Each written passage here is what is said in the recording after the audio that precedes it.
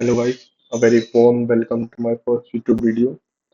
So my first YouTube video is gonna be about the most hot topic or the most affecting case or scenario which we can say is going to affect all over the countries, world, and how the next few months or the generation, if the war goes further, this war can decide.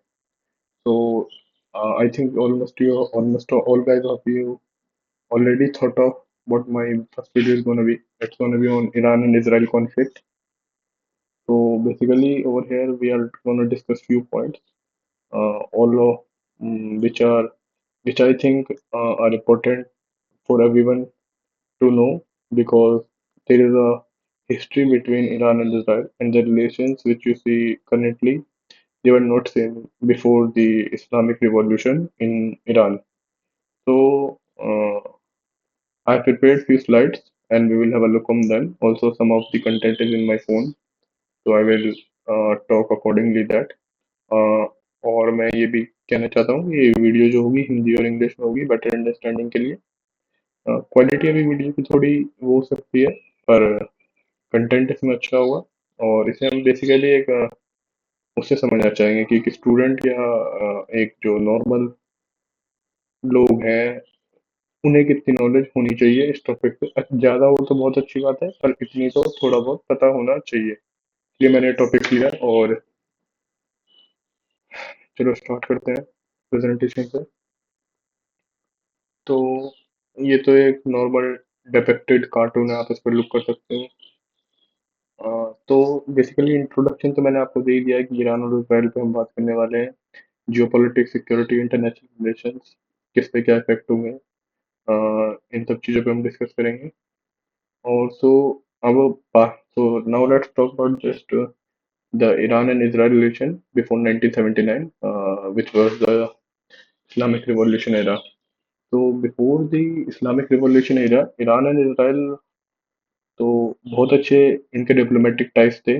Iran Israel को वो बेचता था, तेल बेचता था और इनके diplomatic types बहुत अच्छे थे। कुछ ऐसी अ, दोनों ईरान जो था, ईरान एक ऐसी इस्लामिक कंट्री जो इसराइल को रिकॉग्नाइज भी करती है।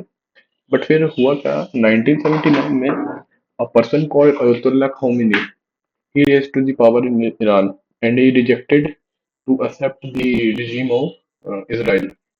So what we can say that when the person Ayatollah Khan, sorry if I'm spelling him wrong, he rose to the power, he completely rejected the Israel regime. Also, he took Iran into a direction from where the turning point was a bit different. As you all must have seen, Iran in its earlier days was a very progressive country and the culture over here was very diverse. But after the Islamic Revolution happened, it became a bit congested.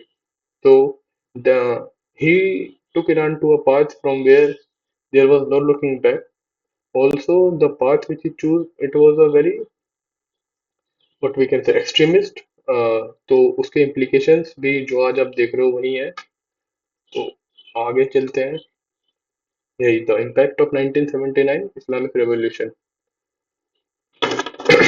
तो ये जो अब हम बात कर लेते हैं कि ये स्टांस कैसे बना ईरान का इजराइल के प्रति और जो ईरान एक एज अ टेररिस्ट फंड्स को टेररिस्ट ऑर्गेनाइजेशन को इतना फंड क्यों करने लग गया इन सब पे बात कर लेते हैं तो जब आइडियोलॉजी शिफ्ट हुई तो Iran started funding groups like Hezbollah and Hamas Hamas को बहुत लोग टेररिस्ट ऑर्गेनाइजेशन नहीं मानते हैं पर वो है इसराइल ये सिर्फ इसराइल के लिए नहीं पूरी उनके लिए ऑल ओवर वर्ल्ड के लिए वो एक टेररिस्ट ऑर्गेनाइजेशन है तो हमें उसे कंडेम करना चाहिए और पीपल ऑफ पैलेस्टीन को भी इसे कमेंट कंडेम करना चाहिए ऑल्सो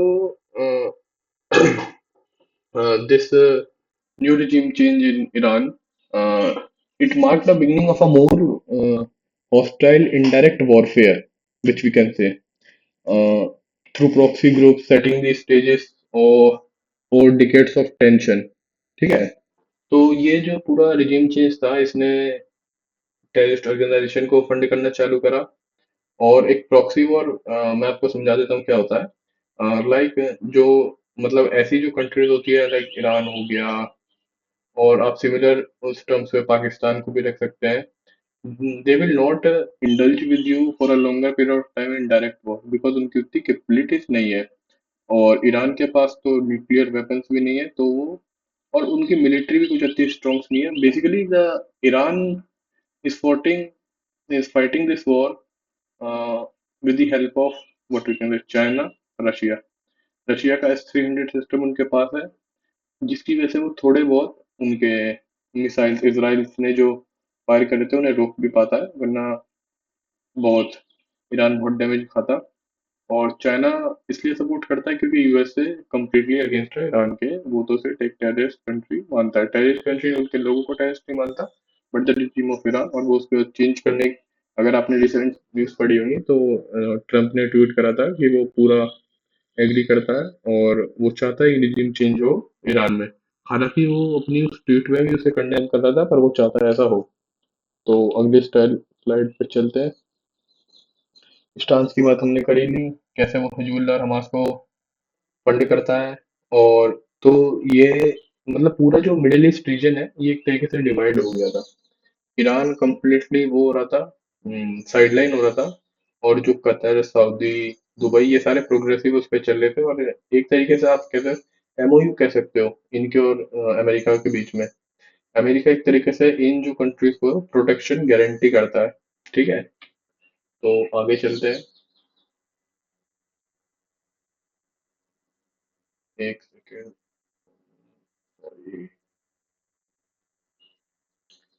तो अभी हम बात करने वाले हैं 2025 पे आ जाते हैं कि ये जो एयर स्ट्राइक्स और ये ईरान का रिस्पॉन्स ये हुआ क्यों, और बेसिकली मतलब ये करना क्यों पड़ा। तो in June 2025, Israel was Israel backed by the US.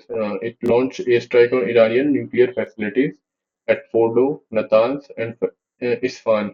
और भी कुछ जगह थी, मैंने तीन ही लिखी है इसमें। जो मेन इंपॉर्टेंट थी वो ये तीन जगह थी जहाँ पे उनके साइंटिस्ट, उनके चीफ ऑफ डिफेंस, इन सब लोगों को इसराइल ने मार दिया उस अटैक में।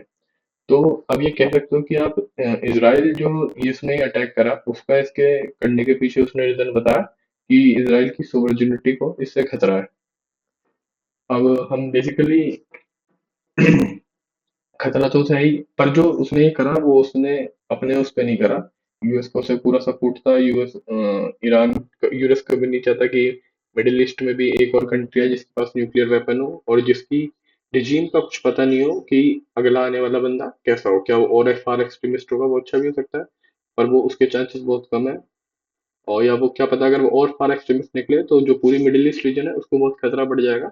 और साथ ही साथ अगर हाइपरसोनिक मिसाइल्स चाइना से किसी तरीके से ईरान ले सकता है तो उस पर न्यूक्लियर वॉर लगा के सिंपली यूएस भी उसका टारगेट हो सकता है। तो यूएस को भी एक तरीके से खतरा है। हालांकि यूएस तो एक बहुत ऊपर लेवल की बात हो गई। अगर वो आज चाहे तो वो आज भी उनको पूरा डिस्ट्रॉय कर सकता है। पूरा जो मिडिल ईस्ट वाला रीजन है वहां पे उसके इतने एयर बेसिस है, अगर वो आज अगर ईरान अगर उस पर स्ट्राइक करता है और उसमें अगर 20-25 लोग अमेरिकन सोल्जर्स मारे जाते हैं, तो पूरा जो ईरान है वो एक तरीके से आप मान लिए कब्रिस्तान बन जाएगा।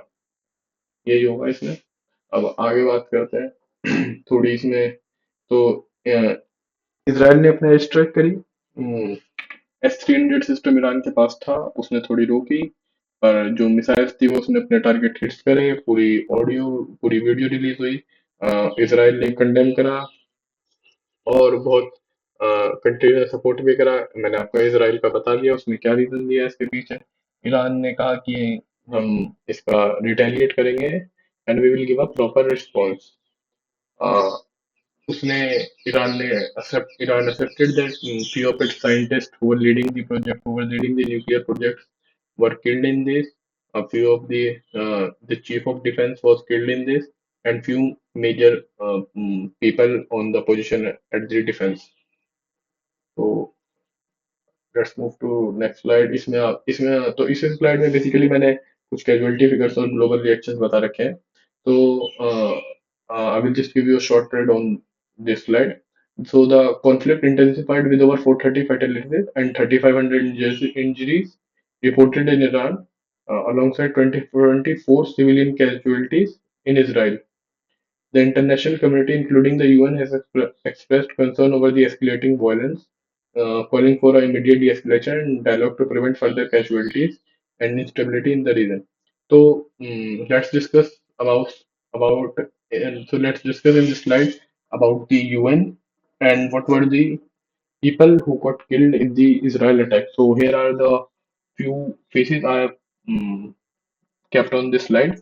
You can have a look at this. And some of these are the major generals, or what we can say, people who were holding power in Iran. So they were killed, or also we can say they were leading the nuclear project of for the Iran. So there are few more left. We will discuss over in the next upcoming videos if you guys want. So after this attack, UN started condemning this attack all over the globe, as that this conflict doesn't escalate too much so that it leads to a war in the Middle East. And if the Middle East gets involved, so uh, US directly gets involved, because as I already told you that US had an MOU between the some of the Middle Eastern countries for the protection. And if there is any attack on US, not on the US soil, but we can say, but if the US bases which are in the Middle East, in the Qatar, if Iran attacks on those and 25 to even 25 to 30 soldiers of the US gets killed. So as US being a part of NATO, so they can call all the NATO members that it's been too much and we should lead a attack on Iran. So uh, if NATO is not even if NATO doesn't even directly want to get involved in all this conflict, as the sorry, I'm forgetting the country name. It is the France or Germany. So they just uh, so they were in the support of what US did to Iran, like the B-2 bomber got all over the oceans and attacked Iran, and then got returned back. But they were not supporting the way how they conducted it. So that's all the reason. But if the US gets attacked, then everything will fall into place and the Iran will have to bear severe consequences, which I say that will be there. So in this video, just there is a role of cyber attacks and all these things. Uh, you can have a look on them. So as we all know that cyber warfare is a major part of the war right now. The misinformation, we can say, is a tool, as we saw in India and Pakistan, the conflict happened there also. So it's a tool which we need to master, because the what we can say, the idea formation, the narrative building is done on the uh, information part, and the cyber attacks is there are tools. Uh, Cyber attack, I don't think it is a major part in this warfare, but the misinformation or the information available on different platforms, that should be controlled, because they form a narrative that who's right and who's wrong, or who is winning or who is losing. So the potential wider war involvement. So this is going to be a major slide in which we are move forward. So the ongoing tension. So I will just read what we have written in the slide, or you can read it too. So I will just give it a read for a thorough understanding. The ongoing tension poses the risk of broader conflict involving Iran's regional proxies such as Hezbollah and Houthis, which may escalate into a larger war. So why I'm saying a larger war, because I've already told that if Iran attacks Qatar or UAE or Saudi, and so Iran is going to directly attack to Qatar's soils. Uh, it may target the US air bases, but if any of the so let's take an example. If there are 25 to 50 soldiers on one of the air bases of the Qatar, and if those get killed, so US will get directly involved, and it can just completely, what we can say, isolate and just completely bring a wrath on Iranian soil. Major casualties will be there of civilians, children. So I don't think and so I don't think that it goes further. Also, one good thing you can say that Putin is not getting directly involved in this war, which is a major relief because if the Putin gets involved, so we can say that it may lead to a further war in which all the countries gets involved directly or indirectly. So let me tell you why Putin is not getting directly involved in this war. So in his one of his recent interviews of Putin, a question was asked to him. तो उससे पूछा गया कि Putin directly क्यों नहीं support करता Iran को हर जबकि यूएसए जो है वो डायरेक्टली सपोर्ट कर रहा था यूक्रेन को it's all over the media document that USA ammunition supply कर रहा था इन्वेंट्री सप्लाई कर रहा था कैश के थ्रू हर सब की चीज के थ्रू तो पुतिन क्यों नहीं करता ईरान को तो उसने बताया कि अराउंड 1.2 और 2 मिलियन 1 to 2 मिलियन लोग इसराइल में रहते हैं रशियन बोलते हैं तो रशिया जब भी कोई स्टेप लेने की सोचता है इसराइल के खिलाफ या इसराइल और ईरान के बीच में तो वो ये जो मेजर फैक्टर है 1 से 2 मिलियन लोगों का जो इसराइल में रहते हैं रशिया रशिया से है वो उसको एक की फैक्टर मानता है इतना उसने कहा तो इसका अंदाजा लगा सकते हैं कि अभी अगर ये वॉर और आगे नहीं बढ़ती है तो रशिया अपना कोई मेजर पार्ट नहीं प्ले करेगा वो सपोर्ट कर सकता है कुछ नेशन दे दिए कुछ ड्रोन्स दे दिए कुछ जेट्स दे दिए जेट्स भी वो रिसेंट वाले नहीं जो यूज है वो दे दिए जैसे हालांकि अभी भी उसने S-100 नहीं दे रखा है ईरान को S-300 ही दे रखा है तो ऐसे वो उसे सपोर्ट कर सकता है पर directly on the open front वो उसे सपोर्ट नहीं करेगा ऐसा मैं मानता हूँ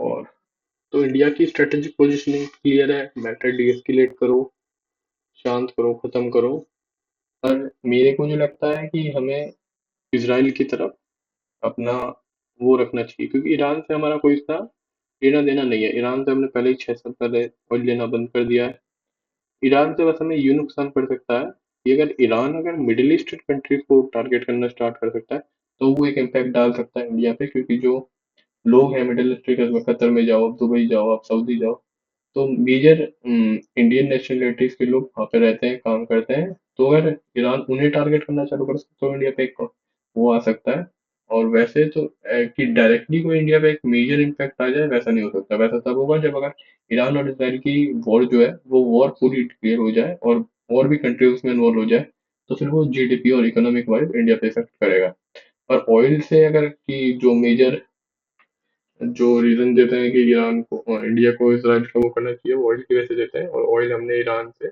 6 साल पहले ही लेना बंद कर दिया है जितना ऑयल हम ईरान से लेते हैं उससे कई ज्यादा ऑयल हम उससे पहले ही परचेज करते हैं यूएसए से तो इस पे मैंने आपको समझा दिया क्या इंडिया का पॉइंट ऑफ व्यू है इंडिया अभी तक किसी के साथ नहीं गया हालांकि नरेंद्र मोदी की प्राइम मिनिस्टर ऑफ इंडिया की 45 मिनट्स के राउंड बात हुई थी प्राइम मिनिस्टर ऑफ ईरान के जिसमें मैटर को डीएस्केलेट करने की बात की गई थी तो यही है तो मेरे हिसाब से इंडिया को इसराइल का फ्रंट ओपन फ्रंट पे नहीं तो बैक एंड पे सपोर्ट करना चाहिए क्योंकि हालांकि बहुत बार जो ईरान जो है वो कश्मीर इशू उठाता है ग्लोबल फोरम से पाकिस्तान का सपोर्ट करता है डायरेक्टली और इनडायरेक्टली तो हमें ईरान की वो करना सॉरी इसराइल को बैक एंड पे सपोर्ट करना चाहिए ओपन फ्रंट पे हमें दोनों के साथ रहना चाहिए कंडेम करना चाहिए और इंडिया चाहेगा तो यही कि ये मैटर एस्केलेट ना हो डीएस्केलेट हो तो मूव करते हैं आगे स्लाइड पे नेक्स्ट स्लाइड है कुछ ही स्लाइड्स बची हुई हैं 2-3 मिनट जल्दी जल्दी डिस्कस कर लेते हैं मैं नहीं चाहता वीडियो ज़्यादा लंबी हो ग्लोबल ऑयल सिक्योरिटी के ऊपर मैंने बात कर ली तो the conflict escalation raised concern about global oil security, particularly if military action disrupt transport route like Strait of Hormuz. Increased tension could lead to skyrocketing oil prices, impacting the global economy and highlighting the interconnectedness of geopolitical stability and energy markets. तो ये मैंने आपको बता ही दिया कि अगर होता है तो अगर इसराइल डायरेक्टली अटैक करना चालू करता है ईरान पे और उनके पोर्ट्स वगैरह पे तो फिर प्राइस हाई रिपीट हो सकते हैं वो भी ग्लोबल मार्केट में इंडिया तो ईरान से बहुत पहले ऑयल बंद करना देना चालू कर चुका है तो इंडिया पे डायरेक्टली तो कुछ इतना इफेक्ट नहीं पड़ेगा और अगर ग्लोबल मार्केट पे इफेक्ट पड़ता है तो इंडिया के स्टॉक मार्केट इन सब चीजों पे इफेक्ट कर सकता है। So the conclusion over here is the कि ये ईरान और इसराइल कॉन्फ्लिक्ट काफी कॉम्प्लेक्स और इवॉल्विंग चैलेंज है। तो इस पे हम अपनी थोड़ी वो what we can say we can will keep an eye on this.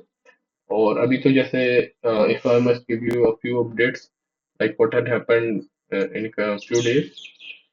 Trump have attacked the USA have attacked Iran directly.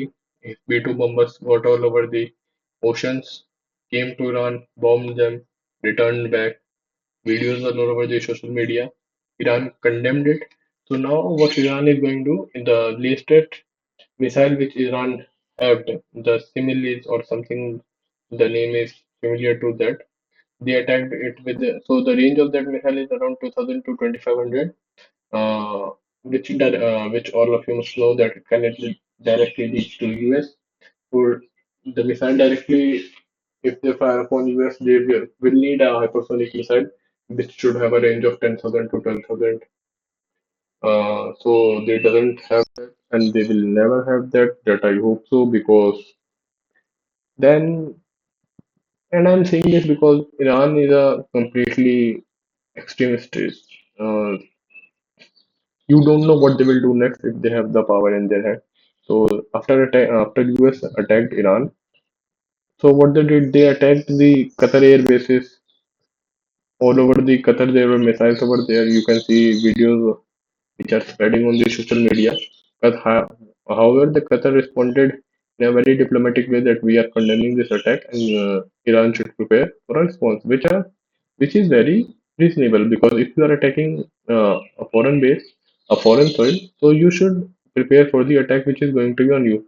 So after this thing happened, so what I think that Dubai and Saudi, they will also prepare, and they will they what we can they were already in talk with US that if something like this happens, you should be responsible, US, and you should act on our front to protect our soil. So that's what I think. Thank you very much for the listening till the end, and give me your responses in the comment section. So while we are on our ending note, we will discuss. I will tell you a quote from the Chanakya, which is you all should follow. Learn from the mistakes of others. You can't live long enough to make them your all yourself. Thank you. Jai Hind, Jai Bharat.